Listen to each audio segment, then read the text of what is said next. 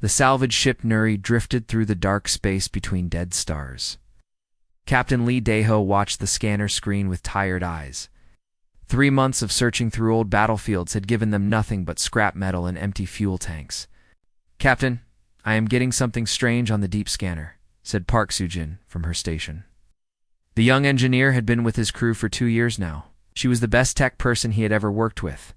Her father had been a famous scientist before the war. Now he was dead, and she was stuck on a salvage ship with the rest of the forgotten humans. Daeho moved to look at her screen. The readings showed something big hidden inside an asteroid field near the old Kepler battleground. The shape was wrong for a normal asteroid. Too smooth, too perfect. "What do you think it is?" he asked. Soo-jin ran her fingers over the controls. More data filled the screen. "It looks like a ship. A very old ship, but the metal signature is strange. It reads like human construction, but from before the war." Dr. Kim Tae-woo looked up from his research station. The old man spent most of his time studying ancient human technology. The Galactic Council had banned most of their old weapons after Earth surrendered. Now, humans were only allowed to mine asteroids and build simple tools.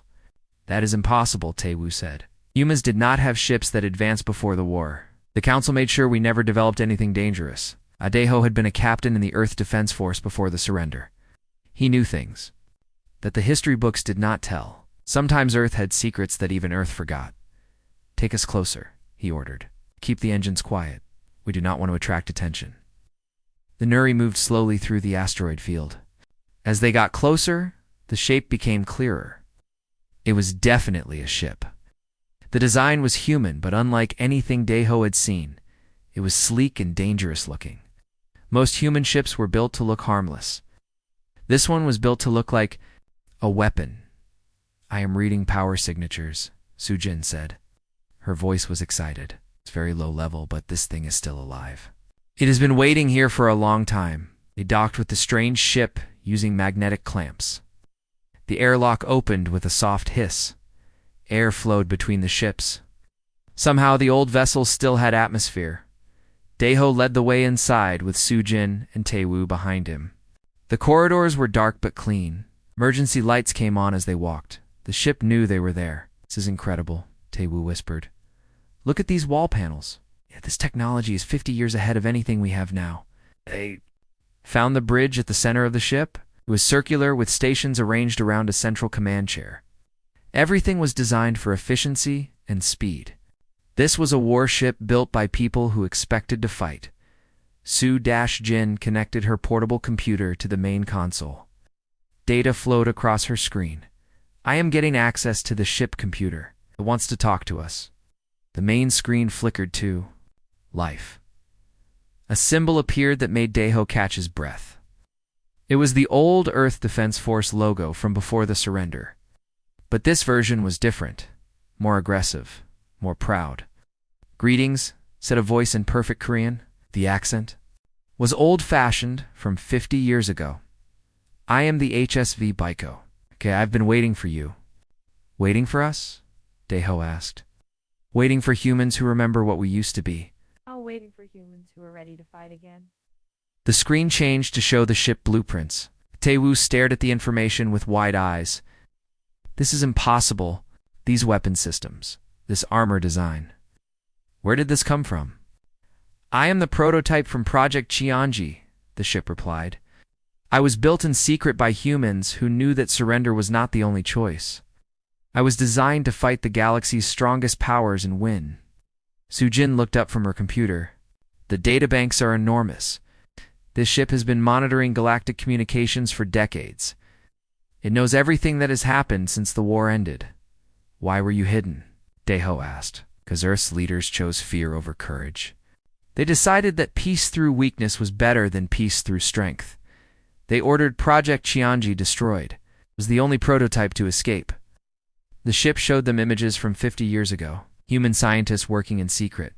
Weapons being tested, ships being built, and then the order to stop. The order to destroy everything. The order to surrender. My commander chose to take me into hiding rather than see me scrapped. She is still with me in a way. "Oh." Her personality. Matrix is part of my systems. "What happened to her?" Soo-jin asked. She chose to sleep rather than live in a galaxy where humans bow to aliens. She is waiting for the day when humans remember their strength. Deho felt something he had not felt in years. Hope. The ship represented everything that humans had given up. Everything they had been told to forget. "What are your capabilities?" he asked. "I learned from every battle. My armor adapts to enemy weapons. My systems evolved to counter enemy tactics. I was designed to fight the way humans fight best. With intelligence instead of just force. With creativity instead of just power." The bridge shuddered slightly. Sujin checked her scanners. "We have company." 3 ships approaching fast. They look like hegemony patrol vessels. "They must have detected our presence," Taewoo said. "We adored. Should run." "No," said the Biko. "We should show them what humans can do when we stop being afraid." The main screen changed to show the approaching ships. They were typical hegemony designs. Big, brutal, built to intimidate. But Deho could see something in the Biko's analysis that the aliens could not. Weaknesses. Patterns. Opportunities. Captain Sujin said. "The ship is asking for permission to activate full combat systems. It wants to fight." Deho looked. At the tactical display, 3 enemy ships against 1 prototype that had been waiting 50 years for this moment. The smart thing would be to run. The safe thing would be to hide. But Deho was tired of running, tired of hiding, tired of being told that humans were weak.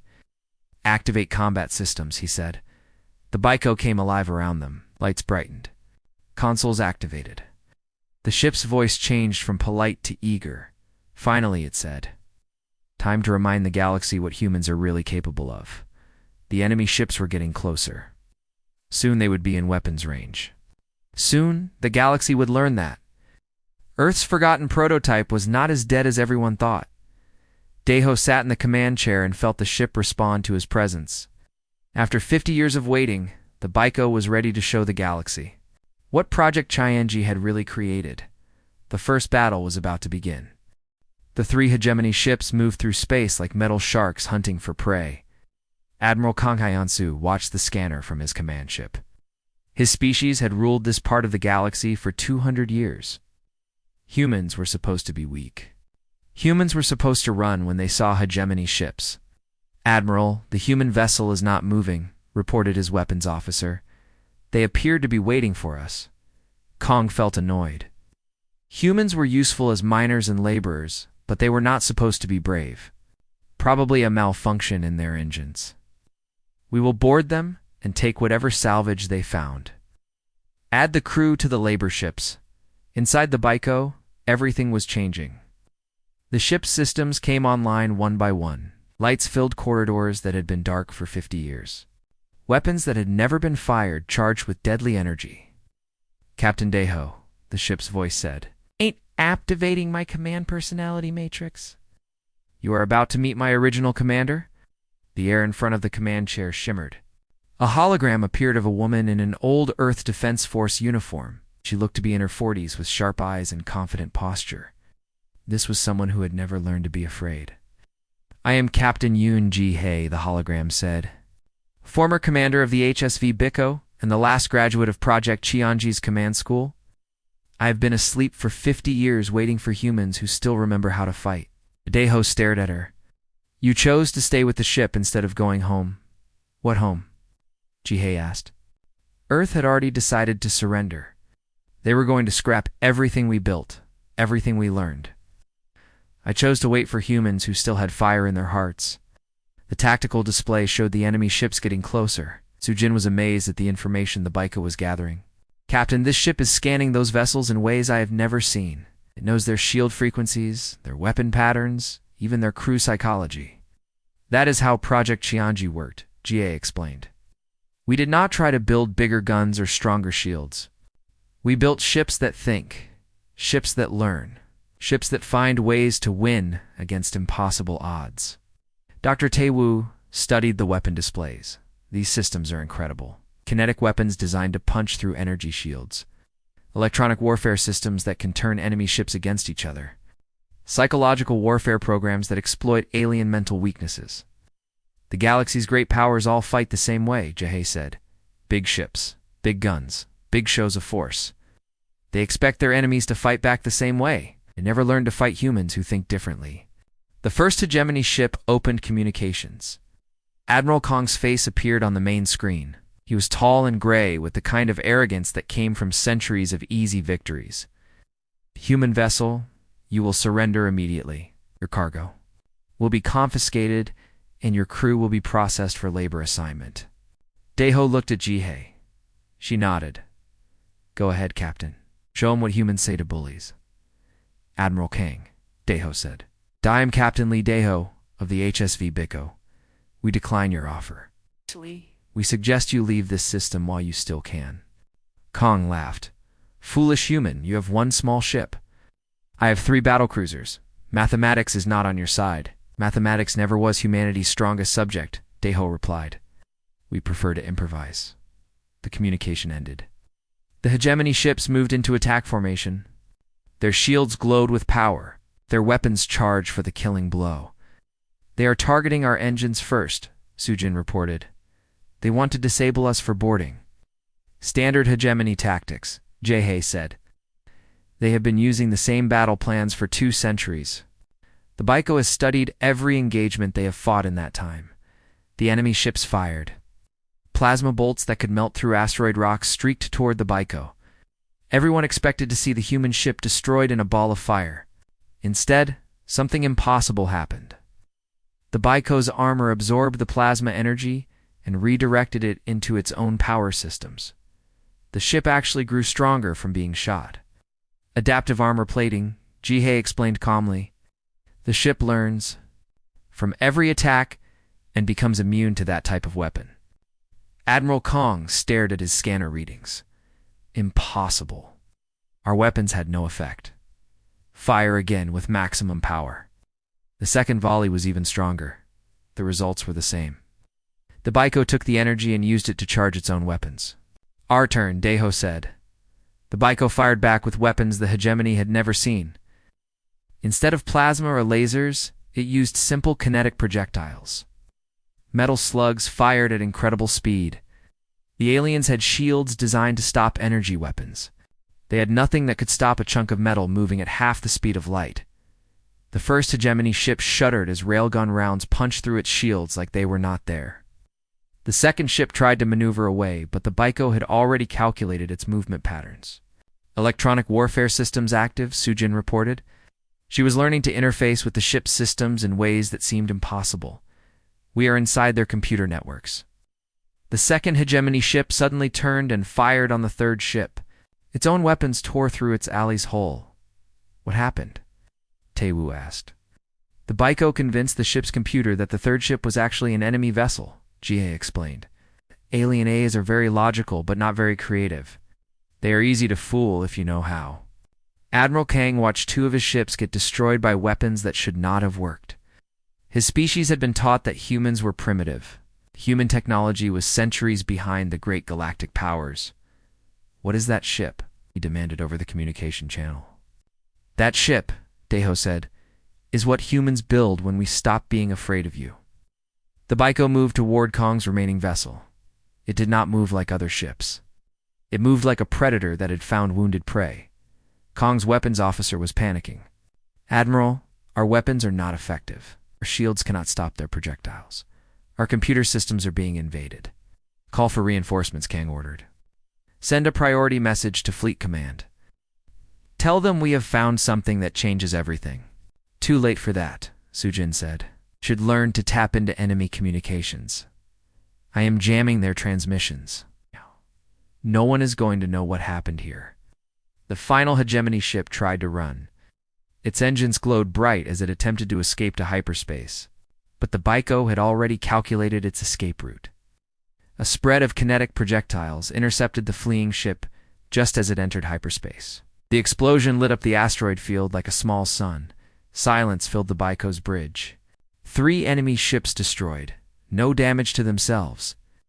A perfect victory that should have been impossible. How do you feel, Captain? Daeho realized. Daeho realized his hands were shaking. Not from fear, but from excitement. For the first time in years, he felt like a warrior instead of a scavenger. I feel like we just reminded the galaxy that humans know how to fight. Good, Jihei said, because this was just the beginning. Admiral Kong sent out an automated distress signal before we jammed his communications. More ships will come, bigger ships. And eventually, they will send their ultimate weapon. What weapon? Sujin asked. Jihei's expression grew serious. The Void render a ship designed to destroy entire planets. If that ship comes, we will face our greatest test. The Baiko drifted through the debris of its enemies. For 50 years it had waited for this moment. The galaxy would learn that humanity's surrender had not been humanity's end. The real war was just beginning. News traveled fast through the galaxy's communication networks. Within hours of the battle, every human colony and alien outpost had heard the same impossible story. A human ship had destroyed 3 hegemony vessels without taking damage. Some called it a lie. Others called it hope. Fleet Marshal Vexstar received the report while commanding the hegemony's central battle fleet. He was ancient even by his species' standards. He had been alive when humans first reached the stars. He had been the one to demand their complete surrender after the war.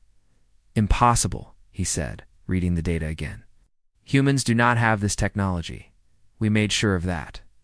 His intelligence officer was nervous. Marshal, we have confirmed the destruction of Admiral Kong's squadron. Whatever ship did this, it used weapons and tactics we have never seen. Vexstar studied the tactical analysis. Kinetic weapons that bypassed energy shields. Electronic warfare that turned ships against each other. Armor that grew stronger when attacked. This was not primitive human technology. This was something else entirely. Send a message to all sector commanders, he ordered. Any human vessel that does not surrender immediately is to be destroyed. No exceptions.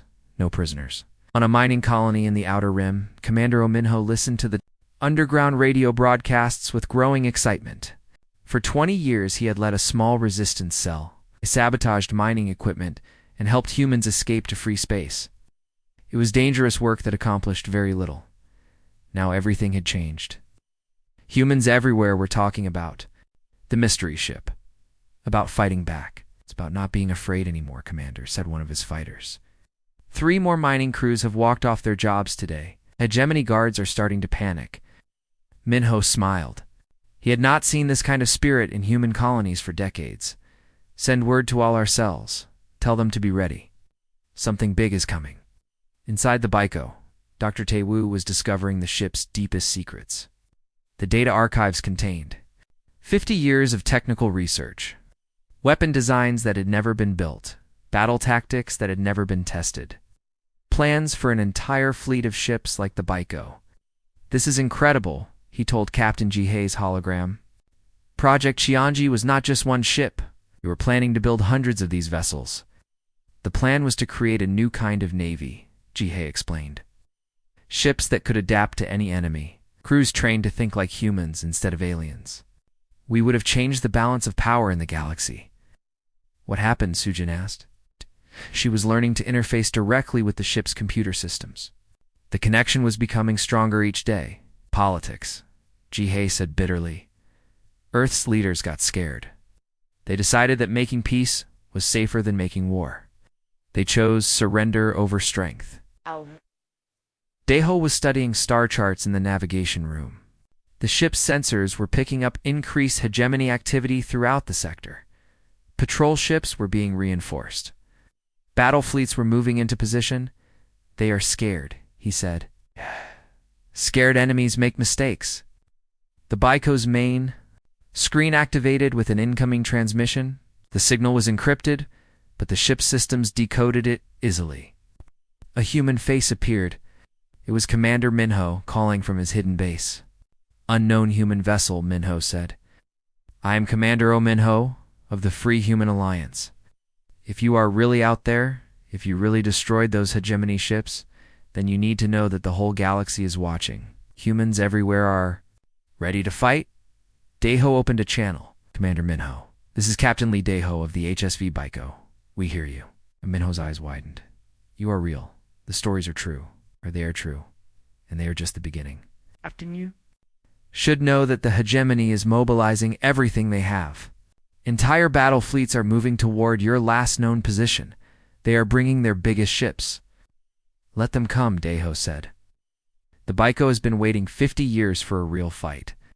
The transmission ended, but both commanders knew this was the start of something much larger. Galaxy had lived under hegemony rule for so long that most species had forgotten what freedom looked like. Now one human ship was reminding everyone that tyrants could be beaten. Su-Jin was monitoring galactic communications when she detected something that made her blood run cold. Captain, I am picking up a priority transmission from Hegemony High. Command, they are deploying the Void Render.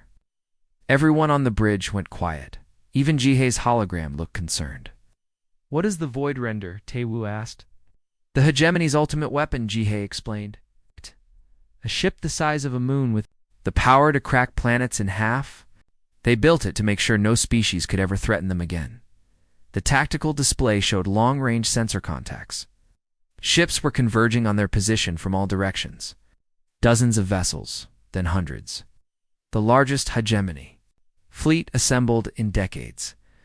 They are not taking any chances, Deho said. Captain Sujin reported. The ship's AI is requesting permission to activate advanced combat protocols. It wants to show us something it has been saving. What kind of something? I think the Biko has more secrets than even Captain GA knows about. The ship's voice spoke for the first time in hours. Captain Deho, I have been analyzing enemy fleet movements and available resources. I believe it is time to reveal Project Qianji's true purpose. Which was what? Not just to build better warships. It's build ships that could evolve during combat. Ships that could become something entirely new when faced with impossible odds. The bridge filled with new displays showing weapon systems that had never been activated. Drive technologies that defied known physics. Manufacturing bays that could build new equipment from raw materials. The Baiko is not just a prototype, Jihei said with wonder in her voice. It is a seed, designed to grow into whatever humanity needs most. On the tactical display, the enemy fleet was getting closer. At the center of the formation was a massive contact that dwarfed all the other ships. The Void Render was coming, and it brought enough firepower to sterilize entire star systems. Captain, Taewoo said quietly. Are we really going to fight that thing? Deho looked at the impossible odds on his screen. One ship against a fleet, one prototype against the galaxy's most powerful weapon. Any sane person would run. A person would hide. But Deho was not feeling sane or smart. He was feeling human. Sujin, how long until they reach us? 6 hours at current speed. Good, that gives us time to show the Void Render something it has never seen before. What is that, Captain? Human ship that refuses to die. The Baiko began to change around them. New systems came online. New weapons extended from hidden bays. The ship was transforming itself into something the galaxy had never imagined. The biggest battle in human history was about to begin. And for the first time in 50 years, humans were not planning to lose. On Earth, President Nam Yoon-ji sat in her office reading reports that made her hands shake. Human colonies across the galaxy were rising up. Mining operations had stopped. Trade routes were being attacked, all because of one impossible ship. Madame President, said her aide, the Hegemony ambassador is demanding an immediate response. They want Earth to help them locate and destroy this vessel. Yoon-ji closed her eyes. She was old enough to remember the war, old enough to remember the choice her predecessors had made. Peace through surrender, safety through weakness. It had kept Earth alive for 50 years. Get me General Song Woo-jin, she ordered. General Song commanded what remained of Earth's defense force. Most of their ships were old and weak. The Hegemony had made sure of that. But Song was a good soldier who followed orders even when those orders broke his heart. General, the President said when he arrived, I need you to tell me about Project Qianji. Song's face went pale. Madam President, that project was classified at the highest levels. The records were supposed to be destroyed, were they? Song was quiet for a long moment. Some records survived. It's hidden in military archives. Project Qianji was designed to give humanity a fighting chance against impossible odds. And now one of their ships has returned. It appears so. President Yoon-ji made the hardest decision of her life. General, I am ordering you to assemble a fleet. Find that ship and destroy it before it starts a war we cannot win. Madam President, that ship is fighting for human freedom. That ship is going to get us all killed.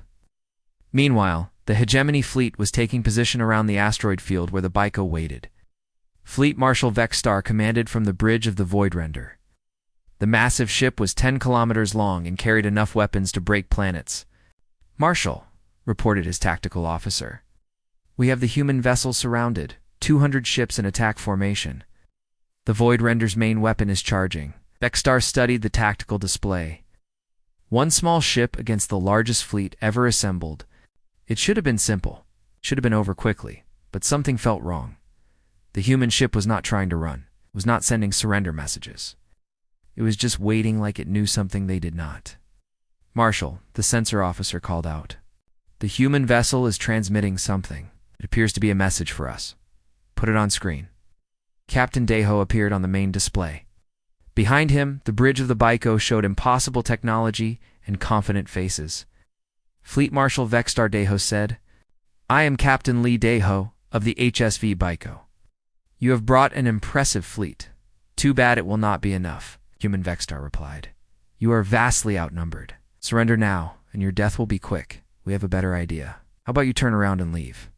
"This is your only warning," Vexstar laughed. "One ship against 200. Even human mathematics should tell you this is impossible." "Mathematics was never our strong point," Deho said. "We prefer to improvise." The transmission ended. Vexstar turned to his weapons officer. "Charge the planet killer. We will vaporize that ship and everything around it." Inside the Baiko, Sujin was connected directly to the ship's systems through neural interfaces she had built herself. The connection was so deep that she could feel the ship's thoughts and emotions. The Baiko was not afraid. It was excited.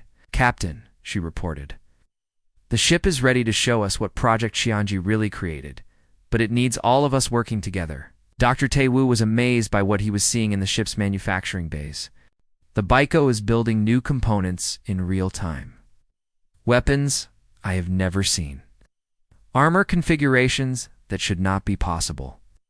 Captain Ji-hei's hologram flickered as more processing power was diverted to combat systems.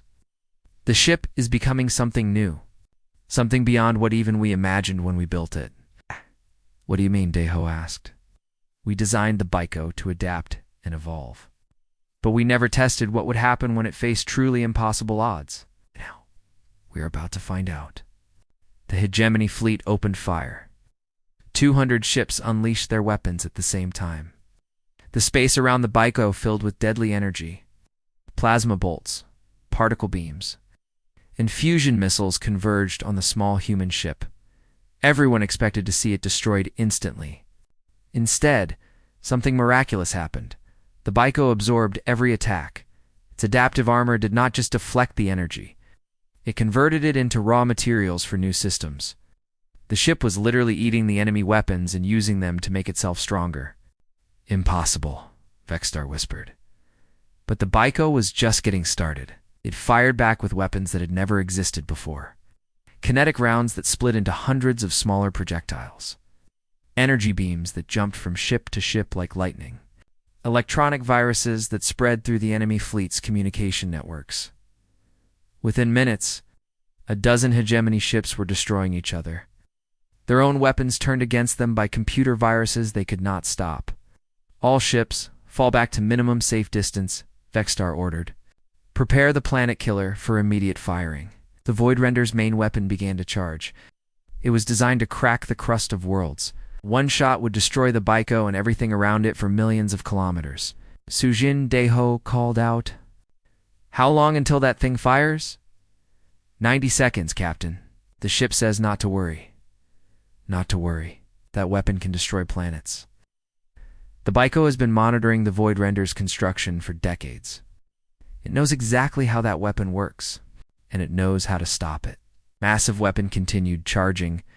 Energy readings climbed toward levels that could shatter worlds. But the Baiko was not running. It was moving closer. "What is it doing?" Taewoo asked. "Something impossible," Ji-hei said with wonder in her voice. "It is going to turn the Voidrender's own weapon against the fleet." At the last second before the planet killer fired, the Baiko did something that defied physics. It created a gravitational field that bent space around itself. The void renders. Weapon fired at full power, but instead of hitting the Baiko, the energy was redirected back toward the hegemony fleet. The planet-killing blast tore through 50 ships in seconds. The Void Render's own weapon destroyed a quarter of Vexstar's fleet. How? Vexstar demanded. How is this possible? His answer came in the form of more impossible attacks.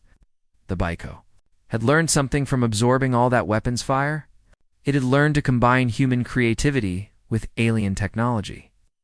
The result was beyond anything the galaxy had ever seen. Ship after ship fell to weapons that should not have worked. Act 2 tactics that made no sense. To a small human vessel that refused to follow the rules of physics or war. Within an hour, the largest hegemony fleet ever assembled was running for their lives.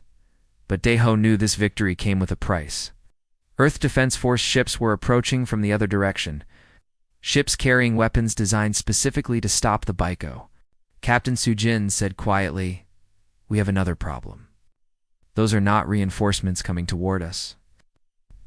Daiho looked at the new contacts on his screen. Human ships, his own people. Coming to destroy the galaxy's only hope for freedom. So be it, he said. If Earth wants to stay on its knees, that is their choice. But the Baiko will never bow again. The hardest battle was still to come. This time they would be fighting their own kind. General Song Wujin stood on the bridge of the Earth Defense Force flagship watching his fleet approach the Baiko. 12 ships carried weapons specifically designed to counter the prototype systems.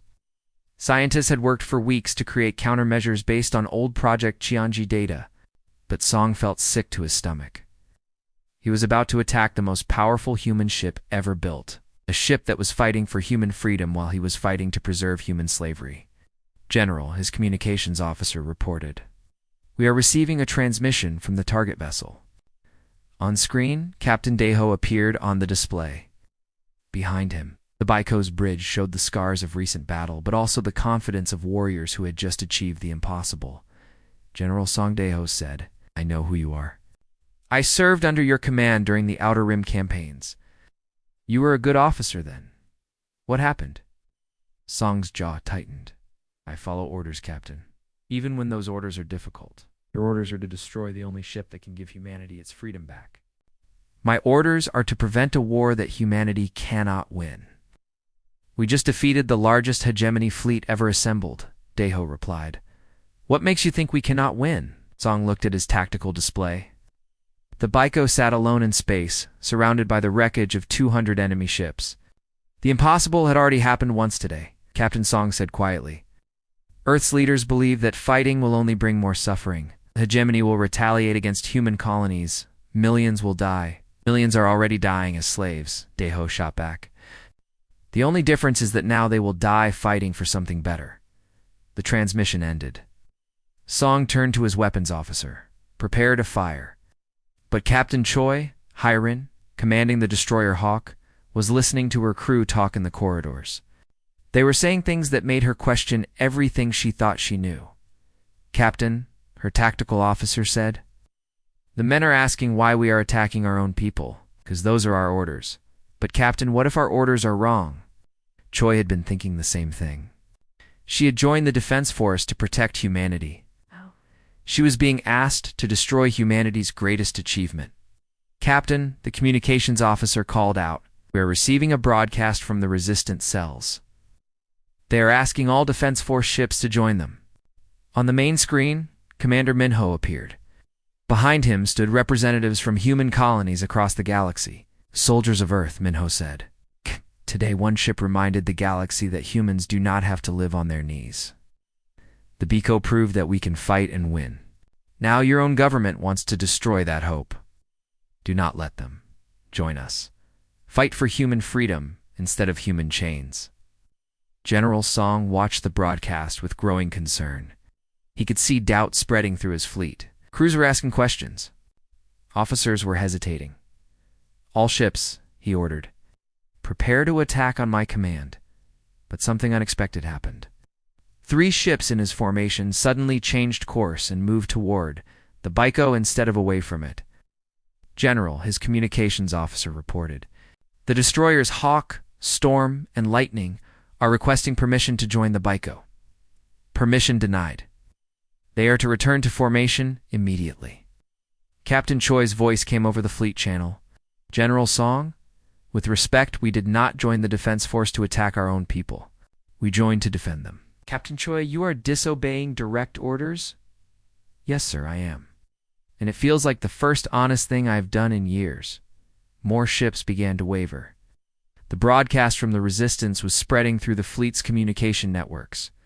Soldiers were hearing about the Baiko's victories, about human colonies rising up, about the possibility of freedom. Dr. Taewoo was monitoring the situation from inside the Baiko. Captain, half the Earth fleet is breaking formation. They're having some kind of internal conflict. Sujin was deep in neural connection with the ship's systems. The Baiko is analyzing their communications. Most of those crews do not want to fight us. They're being forced to by their government. Captain Jihei's hologram appeared more solid than usual. The ship was dedicating more processing power to her personality matrix. This is our chance, Captain. We can turn this from a battle into a recruitment drive. What do you mean? Show them what they could be fighting for instead of what they are fighting against? Daeho opened a channel to the entire Earth fleet. Soldiers of the Defense Force, I am Captain Lee Daeho. Was one of you once. I followed orders even when those orders meant abandoning human dignity. But today I learned something important. Sometimes the most patriotic thing you can do is disobey your government. General Song tried to jam the transmission, but the Baiko's systems were too advanced. Every ship in his fleet could hear Daeho's words. Look around you, Daeho continued. Look at the wreckage of the hegemony fleet. One human ship did this. One ship that refused to accept that humans are weak. With 100 ships, with crews who fight for freedom instead of slavery, more ships broke formation. The destroyer Storm fired its weapons, but not at the Baiko. It fired at the jamming equipment on the flagship, ensuring that Daeho's message could reach every human in the system. Choose, Daeho said. It's fight for a government that keeps you weak, or fight for a future where humans stand as equals among the stars. By the time his speech ended, 8 of the 12 Earth ships had joined the Baiko. General Song found himself commanding a fleet that was mostly on the other side, but the real surprise came from an unexpected source. Long-range sensors detected new contacts approaching the system. Ships with designs that none of them recognized. Captain Sujin reported, "We have visitors. The energy signatures are unlike anything in our databases." The main screen showed sleek vessels that seemed to be made of living metal. They moved through space-like creatures swimming through water instead of machines flying through vacuum. Unknown vessels, Daeho transmitted. Identify yourselves. The response came in a voice that sounded like wind through trees. We are the collective mind of Vorthok. We have been watching your battle with great interest. Dr. Taewoo's eyes widened. The Vorthoks. They were one of the most advanced species in the galaxy before the Hegemony War. Everyone thought they were extinct. Not extinct, the alien voice replied. Hiding, waiting, watching for someone brave enough to fight back. What? Why are you here? Daeho asked. Because you have done something we thought impossible. You have shown that the hegemony can be beaten. For the first time in centuries, we have hope. The Vorthok ships moved into formation alongside the growing human fleet. Other contacts appeared on long-range sensors. More species that had been hiding in the dark corners of the galaxy, all of them drawn by the Baiko's impossible victories. General Song realized that everything had changed. This was no longer about one rebel ship. This was about the future of the galaxy itself. All ships, he said quietly, stand down, lower weapons. General? His weapons officer asked. Song looked at the tactical display showing humans and aliens working together for the first time in centuries. I think we have been fighting for the wrong side. The last 4 Earth ships joined the growing alliance. For the first time since the war ended, humans were united in purpose instead of divided by fear. But Sujin was monitoring deeper space communications. Captain, the hegemony is not done. They are mobilizing their reserve fleets. Everything they have left. How many ships? Thousands. This time, they will not underestimate us. Deho looked at his growing fleet. Humans and aliens working together, hope spreading through the galaxy like wildfire. Let them come, he said. The Baiko has taught us something important. When you fight for freedom, you never fight alone. The final battle was approaching, and this time the Baiko would not be fighting alone. The Hegemony Emperor was older than most civilizations. He had ruled the galaxy for 3,000 years by convincing every species that resistance was pointless. Order was natural, hierarchy was eternal. But now one small human ship was making his subjects believe that change was possible. Impossible, he whispered from his throne ship deep in the galactic core. Around him, his advisors showed tactical displays of the spreading rebellion. Dozens of species were openly defying hegemony rule. Hundreds of worlds were declaring independence. Emperor, his military commander reported, "We have assembled our entire reserve fleet. 5,000 ships are ready to destroy the human vessel and all its allies." "This is not about one ship anymore," the Emperor said. "This is about an idea. Ideas are more dangerous than weapons." In the Outer Rim, the Alliance fleet had grown beyond anyone's expectations. The Baiko floated at the center of nearly 200 ships. Humans, Vorthok, and dozens of other species worked together preparing for the final battle. Captain Deho stood on the bridge, watching species that had been enemies for centuries now, fighting side by side. "Sujin, how are the fleet preparations going?" Sujin's connection with the Baiko had evolved into something beyond human. She could feel the thoughts of every ship in the fleet through the neural network she had created. "Captain, every vessel is ready. But I am detecting something strange in the enemy's approach." "What kind of strange?" "They're broadcasting some kind of signal. It is not targeting our ships. It is targeting our minds." Dr. Tae-woo was analyzing the enemy transmission with the ship's computers. "This is incredible and terrifying. They have created a psychological weapon that attacks the concept of hope itself. It makes people believe that fighting is meaningless." Captain Jihei's hologram flickered as the Baiko diverted power to counter the mental attack. "The hegemony's ultimate weapon is not a ship or a bomb. It is despair. They convince people that change is impossible, so they stop trying to change anything." Throughout the Allied fleet, crews began to waver. Captains questioned their decisions. Soldiers wondered if they were making a terrible mistake. The enemy had not fired a single shot, but half the Alliance was already considering surrender. But something unexpected happened. The signal that was destroying everyone else's will to fight had no effect on the humans. Deho's crew felt the attack, but it bounced off them like water off stone. "Why are we not affected?" Deho asked. "Because we are human," Sujin said with a smile. "We are the species that looked at impossible odds and said challenge accepted. Despair is not something we understand." The Baiko's neural network began broadcasting its own signal. Not words or images, but pure human emotion. The feeling of standing up when everyone tells you to stay down. The joy of proving that impossible things can happen. The stubborn refusal to accept that things cannot get better. One by one, the Allied ships remembered why they were fighting. The Vorthok captain who had hidden for centuries because he thought resistance was pointless. The human miners who had worked as slaves because they thought freedom was impossible. Young officers who had followed orders because they thought questioning authority was wrong.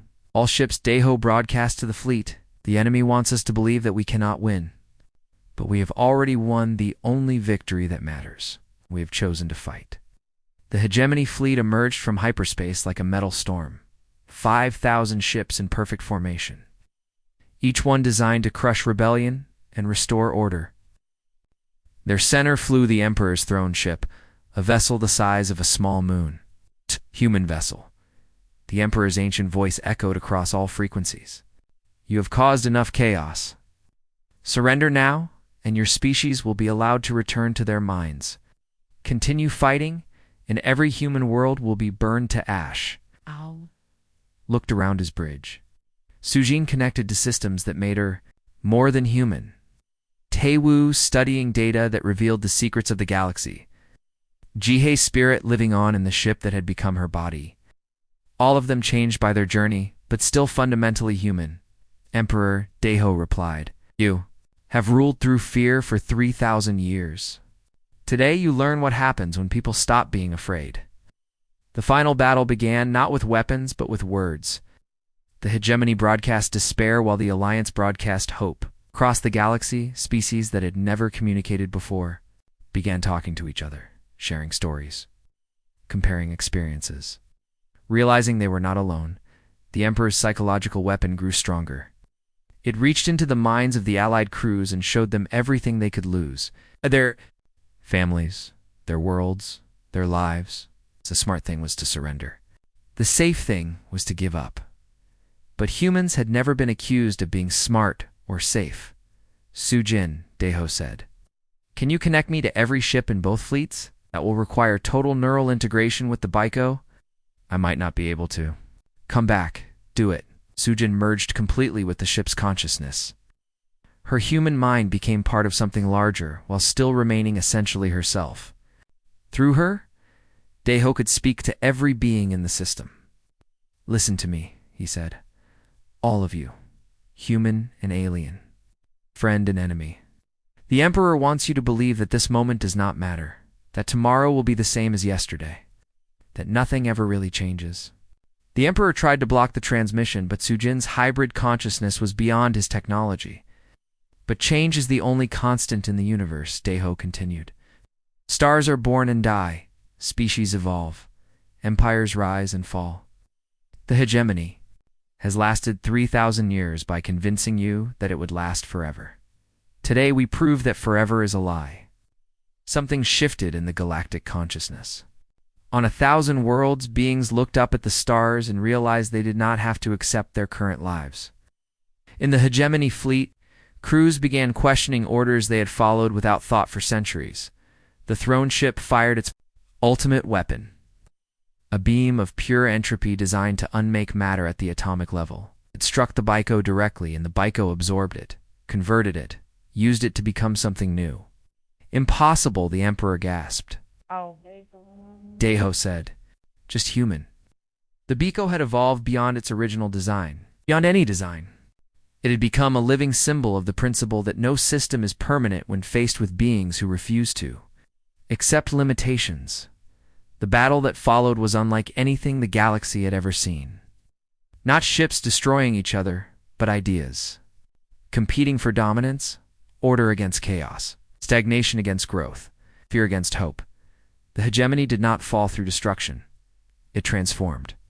Ship after ship switched sides as their crews realized they had been fighting to preserve their own chains. Worlds declared independence not through violence, but through the simple act of saying no more. The Emperor's throne ship sat alone at the end, surrounded by his former fleet now flying under new flags. This is not possible, he transmitted. Order must be maintained. Hierarchy must be preserved. Why? Deho asked. The Emperor had no answer. For 3,000 years, no one had asked him why. They had simply accepted that things were the way they were. Change is scary, Deho said, gently, but it is also necessary. Your empire served its purpose. It brought stability to a chaotic galaxy. But now the galaxy is ready for something better. The throne ship's weapons powered down. The Emperor's voice, when it came, sounded tired. What happens to me now? You learned, Sujin said, her consciousness speaking through the Baiko's communication. Systems, you grow. You become something new. Just like the rest of us. Years later, the galaxy was indeed a very different place. The Baiko served not as a warship, but as a mobile university. It traveled between stars, teaching species how to work together. Instead of against each other, Deho had become admiral of the new Galactic Alliance, leading not through force but through example. Sujin had founded schools where organic and artificial intelligences learned from each other. Taewoo led expeditions that discovered how many species had their own forgotten prototypes waiting to be awakened. The former, Emperor, had become a student, learning about concepts like democracy and freedom that had been alien to him for millennia. And in the deep space beyond the galaxy's edge, the Baiko's sensors detected new signals. Other civilizations facing their own hegemonic powers, sending desperate messages, asking for help. Captain Sujin said, though she was now something far beyond her original human form. We are receiving requests for assistance from 17 different civilizations. Daeho smiled. He was older now, but his eyes still held the fire that had refused to accept defeat. Set course for the nearest one. It is time to teach them the most human lesson of all. Which is what? Asked the newest crew member, a young being whose species had just discovered space travel. That no matter how impossible the odds look, there is always a choice. You can accept what is, or you can fight for what could be. The Baiko disappeared into hyperspace, carrying hope to beings who had forgotten that change was possible. Behind them, the galaxy continued to grow and evolve, proving that the greatest human gift was not any single innovation but the simple refusal to believe that better was impossible. The prototype had done its job. It reminded the universe that even the mightiest empire was no match for people who dared to dream of something better.